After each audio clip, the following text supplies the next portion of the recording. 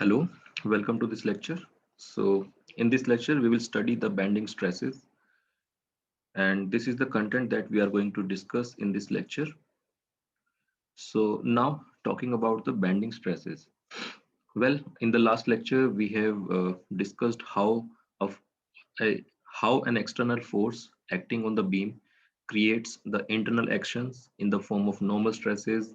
I mean, normal force in the form of shear force, in the form of bending moment, torsion. So all these actions are the internal actions which are created by the external forces on the beam. Now in this lecture we will move one step further, and now we will investigate the stresses, strains associated with the uh, bending moment and shear force. So majorly we will focus on the stresses associated with the bending moment. So therefore, the stresses which are caused due to the bending moment in the beam are known as the bending stresses. So we know that bending is like bending of any element like this. Like in this case, you can see the rubber pipe is bending. So therefore, the stresses caused in this rubber pipe are basically because of the bending. So these stresses which are caused due to the bending is known as bending stresses. And this phenomena of bending stresses is very important in the design of beam. So here, if we talk about the beam, say for example, this is our beam, and if it is subjected to some external force, say for example, it is subjected to this UDL. Now, because of this UDL, what happens is this beam will bend actually. So the bending in the beam will be something like this.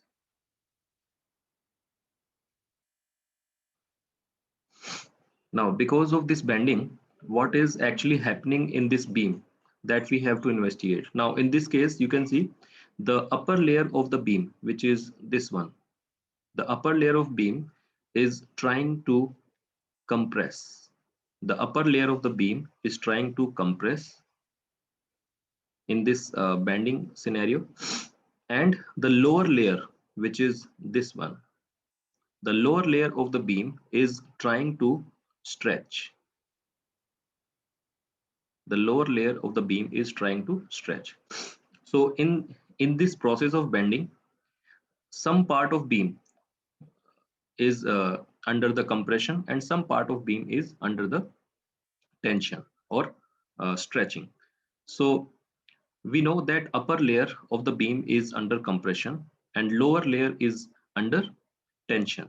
So if we go across the depth, say for example, if we go across the depth, so in this we will see that at some depth beam is still in the compression. If we go further down, then we will find a point where there is no stretch and no compression. So, and if we further go down to that point, then we will see that the elements or the fibers of the beams are under the tension like this. So the point where there is no compression in the beam and where there is no tension in the beam, that point is known as neutral point. And similarly, across the length of the beam, there will be numerous points in the beam where there will not be any compression and tension. So if we join these point in the beam, then it will become a line or it will become an axis. And this axis is actually known as neutral axis. So neutral axis is the line where there is no compression, no tension. So that is the concept of beam. I mean the bending in the beam. So in case of bending, some part, I mean above neutral axis, beam will be under compression, and below neutral axis, the beam will be under tension. And this is happening because of the effect of bending in the beam. And this bending is happening because of the external force, which is, say here in this case, is the UDL. So this concept of bending and bending stresses is very useful in analyzing the beam and in the design of the beam. So whenever we are designing a beam, this stresses due to bending is very important to analyze. So once we understand the concept of bending stresses, we can design any horizontal member. It may be beam, it may be slab. So any horizontal member can be designed using the concept of bending. Now there is another concept of bending which is called pure bending and non-uniform bending. So till now we have seen the beam is subjected to external load, and because of that external load, beam may be beam may be experiencing the shear force and bending effect. But there are some cases when the beam is experiencing only the bending. So in that case, we call it pure bending. So pure bending is basically the bending of beam under a constant bending moment. So in case of pure bending, there will be constant bending moment in the beam, and there will not be any shear force present in it. So for example, in this case, you can see there is a simply supported beam, and it is subjected to two bending moment or two external moment in the form of M1. So on both end, the moment is of equal amount, which is having magnitude M1. So because of this moment, there will not be any shear force, and this moment will purely bend this beam like this. There will not be any effect of shear force because there is no uh, external force which will be creating shear force. So here the external force are actually in the form of moment, and these moments are of equal magnitude, and they will create the constant bending moment. So if we draw the bending moment diagram of this beam, it will be something like this. It means that bending at point A, bending at point B, and even bending in between point A and B will be constant. So when we have such condition in any beam, we call it that beam is under uniform or pure bending. There is no presence of shear force, so therefore this beam will fail because of the bending only. So such cases are known as pure bending. Now similarly, we have non-uniform bending also. So non-uniform bending is basically the bending. This flexor means the bending. So non-uniform bending refers to the bending in the presence of shear force, which means that the bending moment changes as we move along the axis of the beam. So this is the general case which generally occur. So in this case, if we take another example of the beam, in this case, you can see this is a simply supported beam subjected to two equal forces at equal distance from support A and B. Now, if we draw the shear force and bending moment diagram of this beam, then we will see that there are some shear force in the beam. So shear force is present in A distance only. Similarly, here also uh, shear force is present in A distance. So this is the shear force diagram, and here we can conclude that shear force is present in this distance and in this distance, while in this distance shear force is 0. So this is how we can conclude the shear force variation in through the shear force diagram. Similarly, if we try to draw the bending moment diagram of the same beam, then we will see that bending moment is varying. Bending moment is varying in between this distance. Now, how it is varying, you can see at this point bending moment is 0, and as we move through the axis of the line, the beam, we see that at this point bending moment is P into A. Similarly, here also you see that up to this distance, bending moment is linearly varying, and in between this distance, where shear force is 0, the bending moment is constant. Now, how do we conclude? How do we interpret this result in this beam? Here we see that shear force is only between this distance and this distance. And where shear force is present, bending moment is varying. And where shear force is absent or zero, the bending moment is constant. So therefore we can conclude that this beam in this distance is under pure bending, and in this stretch and this stretch, it is under non-uniform bending. So we will call it non-uniform bending, and this is also non-uniform bending. Why? Because in this stretch, shear force and bending moment both are present, but in this stretch, it will be uniform bending because only bending moment is present, shear force is zero. So therefore, this beam within this distance, if it is failing within this distance, then it may fail due to shear force or bending moment. Similarly, in this distance also, the beam may fail under shear force or bending moment. But in this region, the beam will fail under the effect of bending moment only. Why? Because shear force is absent in this region. So this is how we conclude and this is how we interpret whether a beam is under pure bending or non-uniform bending. So this is also very important for understanding the bending effect in the beam. Now we will discuss the assumptions in the theory of simple bending. So there is a theory of simple bending, but before we discuss the theory of simple bending, there are some assumptions that we generally consider in this theory.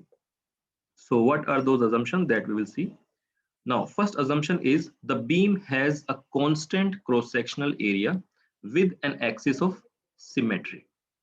Now, this we will try to understand with the help of this diagram. For example, this is a beam, and this beam is having at least one axis of symmetry. So the cross-sectional diagram of this beam is trapezoidal, and in this case, for example, we have this y-axis, and say this is the x-axis, which is also the neutral axis, which is passing through the centroid of this figure.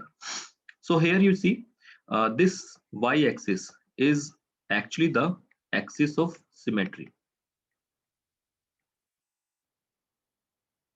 Now, how we arrive at this conclusion? Because you can see uh, on this axis, the left hand side of this cross section and the right hand side of the cross section, they are very identical.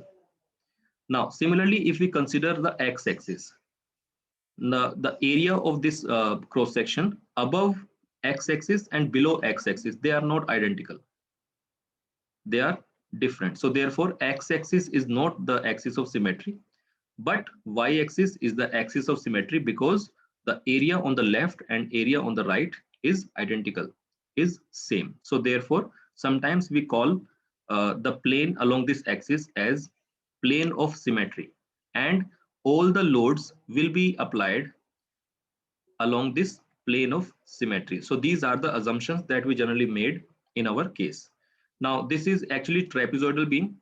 We may have rectangular beam also. So in case of rectangular beam, we will see that the beam cross section is symmetric along the y-axis and along the x-axis. So in that case, we will call this section as dual symmetric,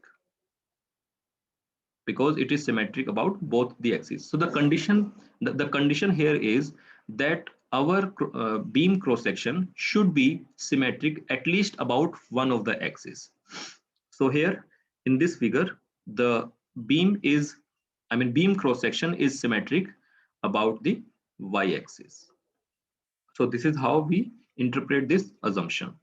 Now, the second assumption is material of the beam is homogeneous and isotropic, which means homogeneous means the material should be same throughout the beam, and it should be isotropic. It means it should behave equally in all the direction. The properties of the material should behave equally or same in all the direction. So that is how we have this isotropic material. Then the third assumption is the section of beam which is plane before bending will remain plane after bending. So it says before the application of load and after the application of load, the bending will be plane, which means there is no bending. Well, this assumption we can interpret as that there will be very negligible deformation. There will be negligible deformation in the beam under the effect of load. Now, why this is negligible deformation? Because the stresses in the beam will be within the elastic limit. Because of that, the deformation will be negligible. The next assumption is Young's modulus of elasticity in the material is same in case of tension and in case of compression. So whether we stretch a element or whether we compress an element, the Young's modulus of elasticity value will be same. So that is our assumption, fourth assumption in this theory of simple bending. And the next assumption is the beam material is stressed within the elastic limit and therefore it obeys the Hooke's law. Well, in the last lecture, we have seen the stress strain curve, and for the mild steel, the stress strain curve was something like this. And there I have discussed that up to this level of the stress, the material is under the elastic limit. And up to this value, it obeys the Hooke's law. So therefore, here is the conclusion that in the beam element, the stresses caused due to the external load, these stresses will be within the elastic limit, which means the stresses will not exceed to this level. So I will call this as, say, yield stress. So up to this stress, the material will be under the elastic limit. So this is how we understand these assumption of the theory of simple bending. So we will continue our discussion in the next part. Thank you.